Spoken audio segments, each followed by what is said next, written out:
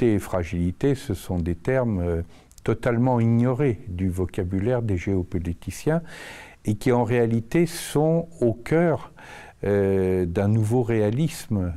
sur ce que Edgar Morin appelle une politique de l'humanité. Parce que quand l'humanité se pose la question de sa défense, entre guillemets,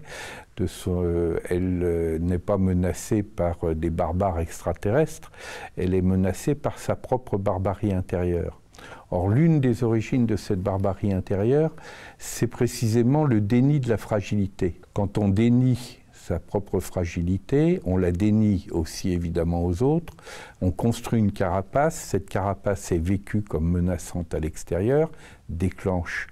des comportements de rivalité et de la carapace intérieure, elle conduit à ce que toutes les traditions de sagesse sont nommées le durcissement des cœurs. Eh bien, ce que les traditions de sagesse repèrent depuis des siècles et même des millénaires,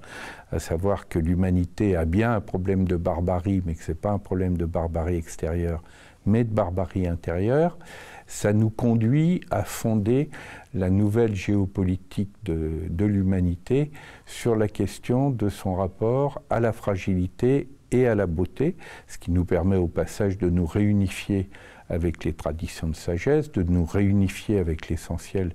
des approches des sciences humaines dans le domaine psychique et de nous réunifier avec la perspective écologique, puisque là aussi, la fragilité est présente sur nos écosystèmes.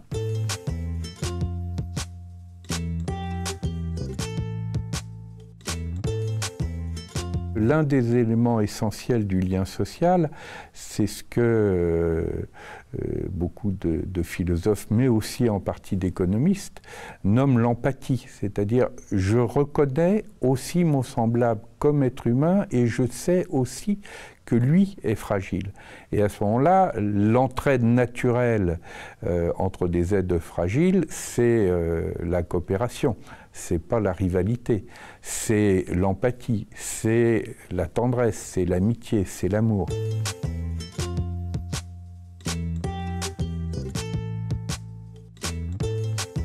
La grande affaire pour la famille humaine, le frater, puisque à l'origine le mot frater, ça renvoie au genre humain,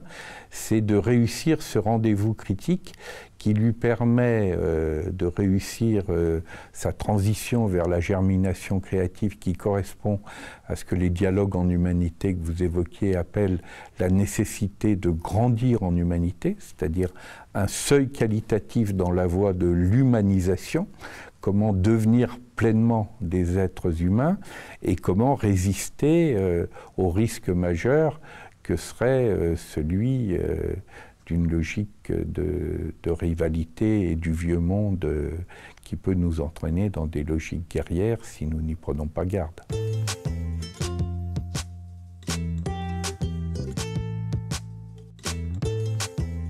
À partir du moment où on repère l'enjeu de la fragilité et aussi celui de la beauté comme étant des éléments essentiels de ce nouveau monde en train de se construire, ça veut dire que les artistes d'une part et les personnes en situation de fragilité d'autre part sont des acteurs anticipateurs